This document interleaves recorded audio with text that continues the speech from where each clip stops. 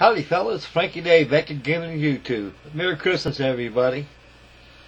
This is another collection of builds of my past. This is a Monogram B-25J model. And this is a 1990s kit. I believe I built this back in 1998. I built this. This is a B-25J from the 345th Bombardment Group stationed in New Guinea. And this is the famous Air Apache Squadron. The Air Apaches were formed from the 345th Bombardment Group in New Guinea. There was a slot that always started out for the St. George's Channel that goes out through the St. George's Islands that links all the way into New Guinea and also through the George's Islands areas. These are called the Sag Harbor. So this is B-25 right here is the Sag Harbor Express.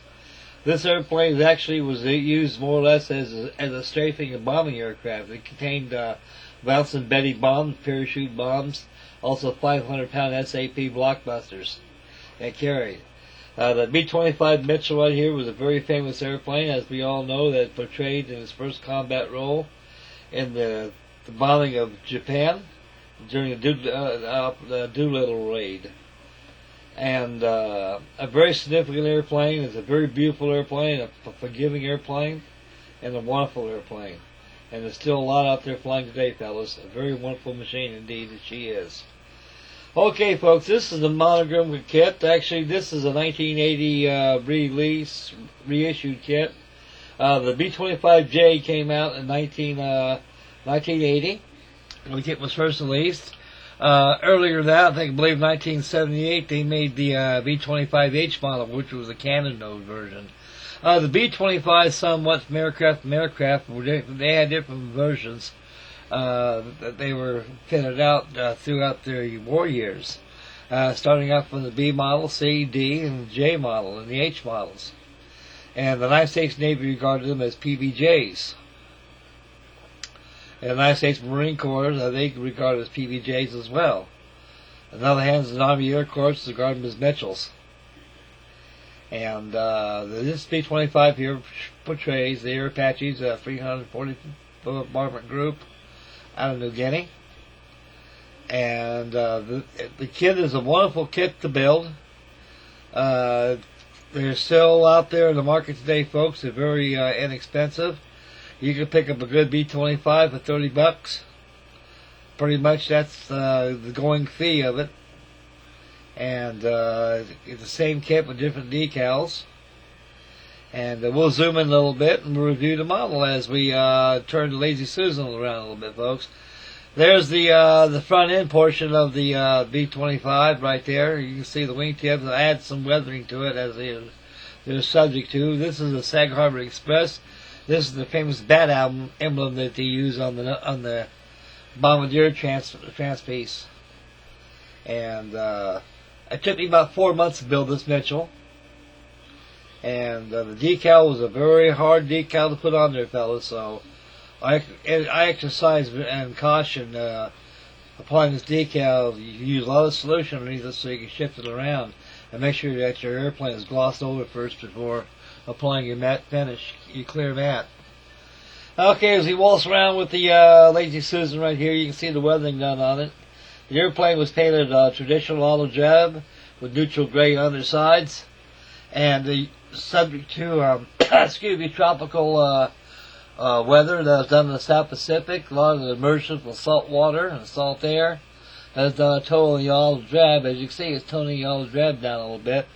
And some silver natural aluminum is starting to expose through the olive drab. The exhaust has been airbrushed right there, as you can see. And there's a rear section of the fuselage appendage, the tail gunner. And we'll swing around again to the starboard side of the fuselage. It's treated exactly as that of the port. The propellers all turn quite well. And you can see another view of the bat decal, signifying a Sag Harbor Express. And this B-25 was fitted with a camera, a rear of the Bombay. We'll discuss this as I flip her over on the back side. The props turn. And you can see the packet guns on there. The B-25 was a very wonderful airplane. It was used as a bomber, a strafing aircraft. In the sense of this aircraft, it was a strafing bomber. And she carried a lot of bouncing Betty bombs, also parachute bombs. Very remarkable bombing they had back in those days. And this B-25 was stationed in New Guinea. And the slot up there by Sagra Harbor, they call it, goes all the way up there to the St. George's Channel. And that's where all the Japanese shipping, which was pretty activated to that area. So it was a heyday for the Mitchells. They went through there and pretty well wiped out the Tokyo fleet. The B-25 was a very beautiful airplane, fellas. You know, it was designed as the NA number 40. And it came out on the drawing board as late as 1939, entered service in 1940. Went to various models before Doolittle. Okay, folks, we flip over the next frame right here, and here's the undersides of it. And you can see that the underside is weathered equally as well as the top side. Neutral gray has been toned down a little bit by using a little bit of gray, lighter gray. And the underside, as you can tell, is you got to use a lot of grimy black on there, airbrushed on there. Signify exhaust and also weathering and also the chipping of the paint of the yellow drab is being exposed. A lot of gravel out there, folks. Some things kick off a lot of gravel, you know, and a lot of pellets and stuff. Those runways out there are not tarmac at all. And those B-25, you got those two Wright Cyclone motors right there. They kick off a lot of pebbles. A lot of them take off with their flaps more or less up in neutral position, side down, keep them from getting damage to them. From flop blasts or all of them pebbles. Same thing except for the B-29s and Marianas. There's a camera right there, folks. That camera right there shows pictures of the bombs being dropped. As you see some on YouTube, you see some B-25 footages dropping parachute bombs and also bouncing Betty bombs.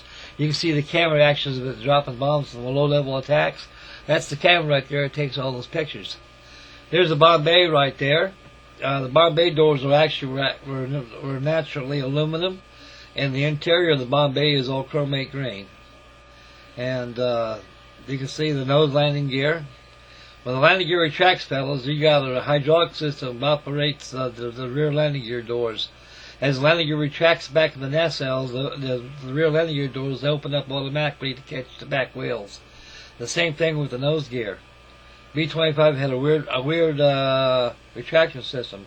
Okay, magic again. She's back on her legs again. We'll make a close-up view of her. And we'll